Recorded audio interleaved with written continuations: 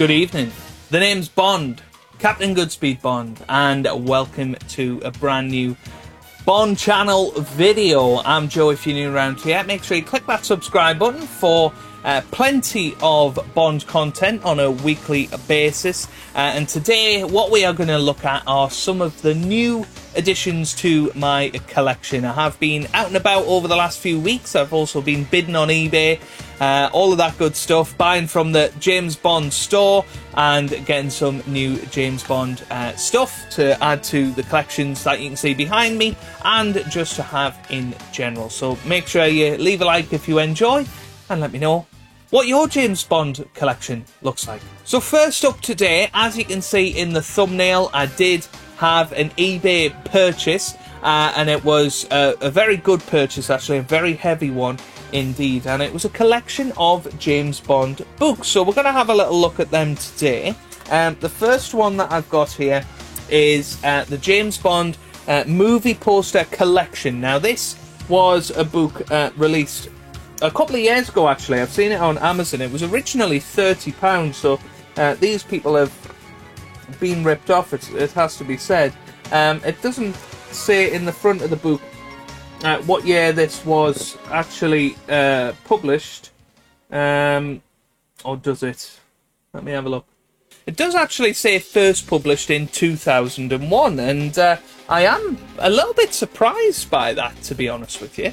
I have seen it on Amazon, as I say, for about 20 quid, and it looks like a fairly modern book, but of course, they just don't make James Bond books like this anymore.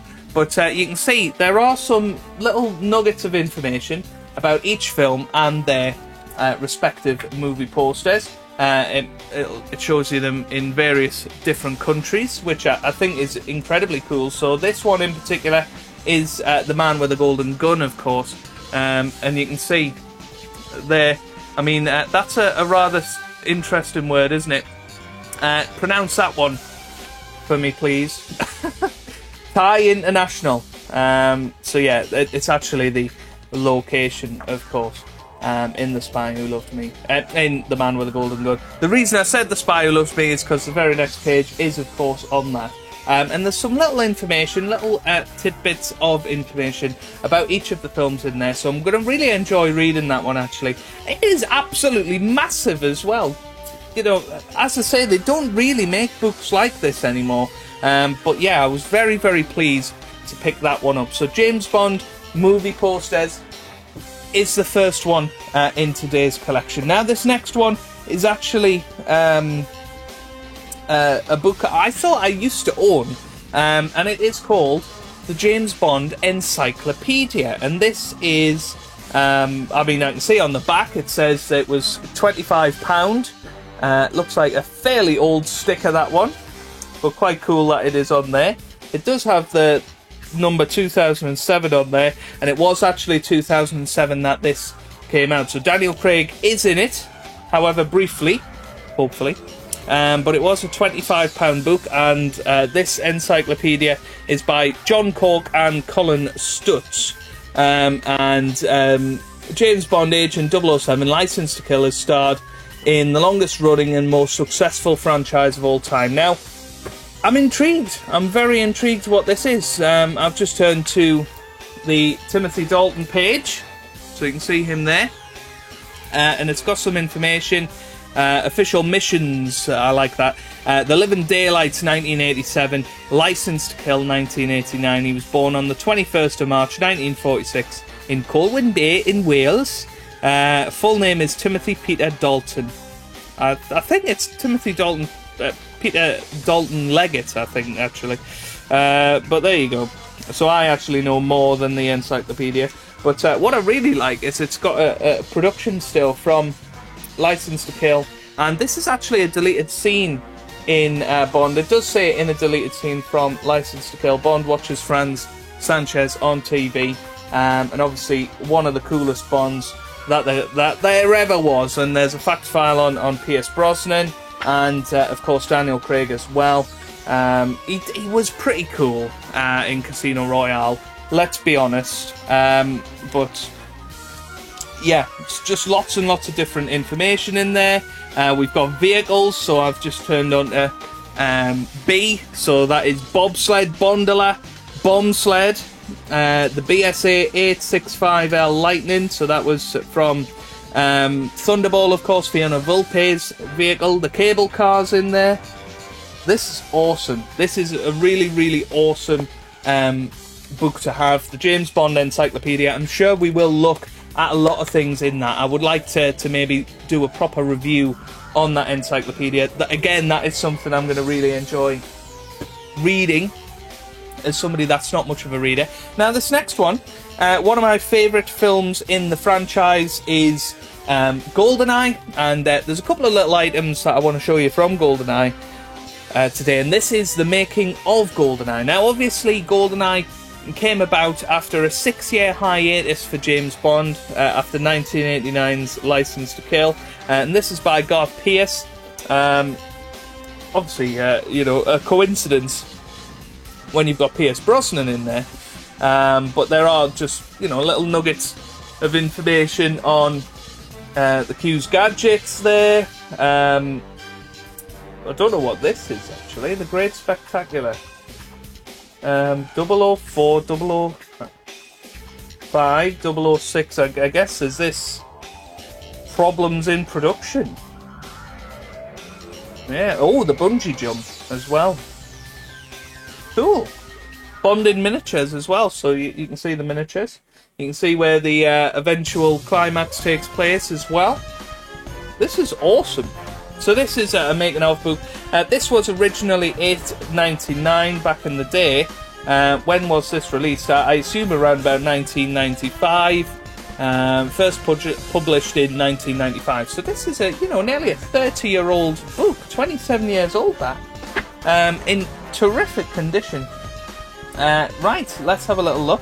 There is a little book here. This one's a fiver, apparently, and this is The Rough Guide to James Bond, the movies, the villains, and the novels. So there it is, the Rough Guide to James Bond. And let's just turn to a page. So 007 at the box office goes all the way up to The World Is Not Enough, and you can see the budgets and all of that. So there's some nice little statistics in there. Rough Guide to Bond, of course. So that was just a random page. Let's go to another one. So the gadgets, so you can see digital uplink camera in GoldenEye, a keycode override, Ericsson mobile phone, and of course the DB5 is in there as well. So it is a very rough guide, but you know, there's lots of little stuff in here. If I look at the contents, you've got the origins of Bond, the books, the movies, the 007 files, the girls, the villains, the gadgets, the music, the context, the locations, the ephemera? No idea what that is.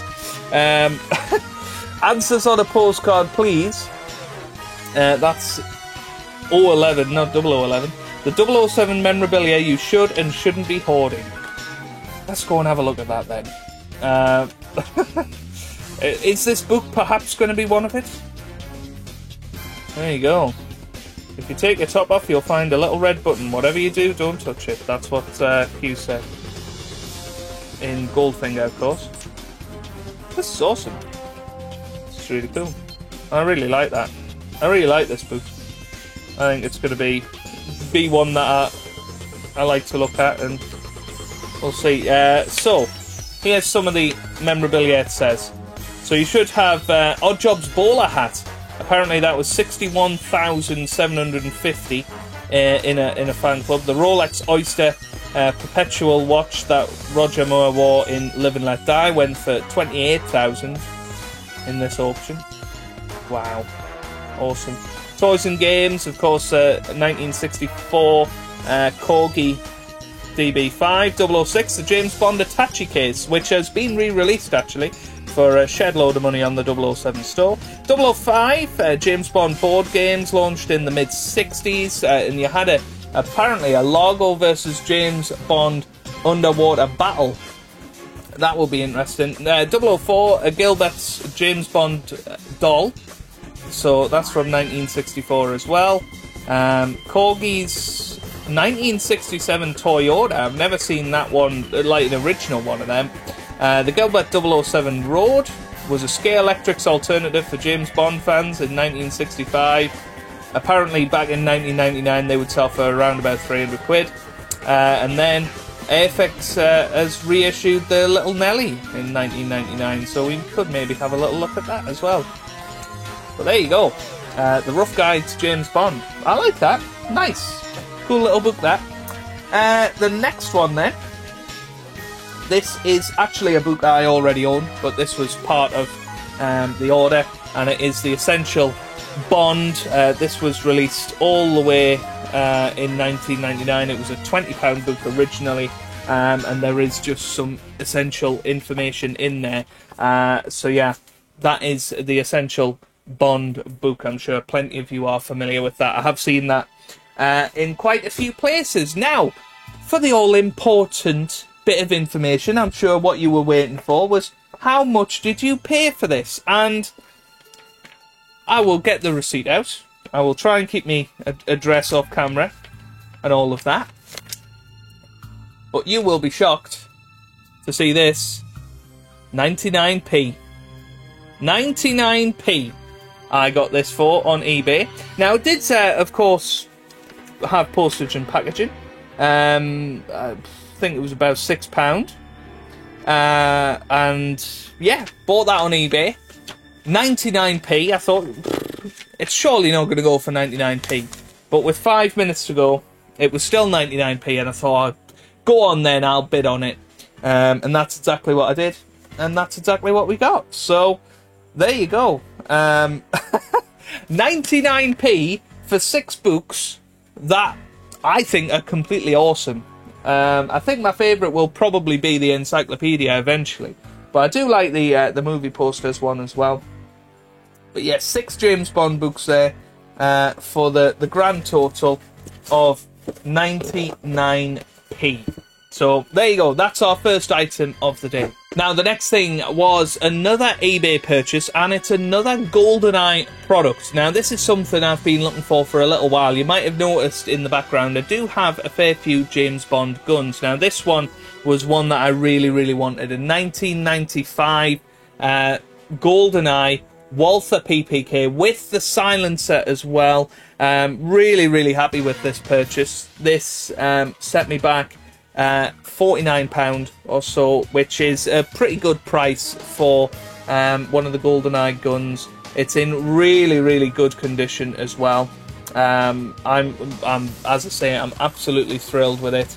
It's a Walther PPK. I've got a few of the P99s, but this is from GoldenEye. It comes with a silencer, and yeah, about £49 that one was. I have seen them go for upwards of £150, so I was really happy with that. It is a cap gun, and of course was released in conjunction with the GoldenEye film back in 1995. Now that is something I will go through my James Bond gun collection at some point and show you all of those items, but yeah, something I'm incredibly happy with. And the final couple of purchases, I'll just take the price off this before I show you. £4 by the way, if you can see that, just so you believe me, is Eve Moneypenny, a pop vinyl. And the one that I don't have, you can see I've got quite a big pop collection. I was hoping that they would release an original Moneypenny pop vinyl for the 60th anniversary this year, but it doesn't seem like we're going to get any 60th anniversary pop vinyls, which is a real shame. But yes, Eve Moneypenny from a shop called Be More Geek, which is a shop in the northeast. I've managed to get back up to the northeast a few times in my summer holidays and managed to pick this one up, £4. She will be going onto the collection up there, as you can see. And finally, the final purchase of recent times, of course, was this t-shirt, and with it was a £9 outlet item special from the James Bond store, and this is an interactive V12 Vanquish. It lights up, it makes noises, all of that good stuff. I'm not going to put it on because it has got copyrighted music, but I mean, maybe we can turn the sound off I suppose I can always mute it if it does happen. But yeah, you can see it does shoot stuff. And there you go. So cool. And this is all mechanical as well. Makes the noises, goes back in. It does do the ice scene as well, so it will drive, it'll skid round and drive back, but the distance it goes is ridiculous. We have had multiple collisions already with this Aston Martin V12 Vanquish, but that was £9 on the 007 store. If you search outlet on there, you will see it.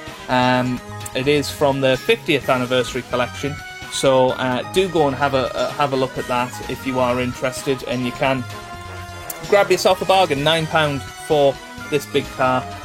It does take, I think, 6 AA batteries, so just be aware of that. Make sure that you have got them. It does come with batteries, but mine were certainly flat as a pancake. But there you go.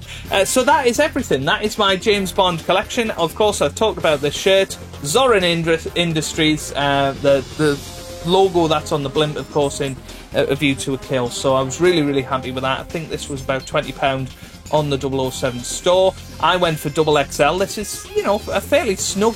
no, this is 3XL. A fairly snug fit on me. Usually 3XLs are very loose, so maybe just size up on what your size is. That would be my recommendation. And do not eat tomato-based products with it. We've had a few accidents with that. And had to wash it a few times, which maybe suggests why it's shrunk a little bit. But yeah, I hope you've enjoyed that. I hope you've enjoyed that little look at some of the collectibles that I've got, James Bond wise. Let me know if you have read any of those books that I showed you in the collection. Let me know if you've got any of the collectibles as well. And I'm looking forward to hearing from you. So leave a like if you enjoyed, subscribe for plenty more James Bond content, and I hope you guys are having a wonderful day. Farewell, Mr. Bond.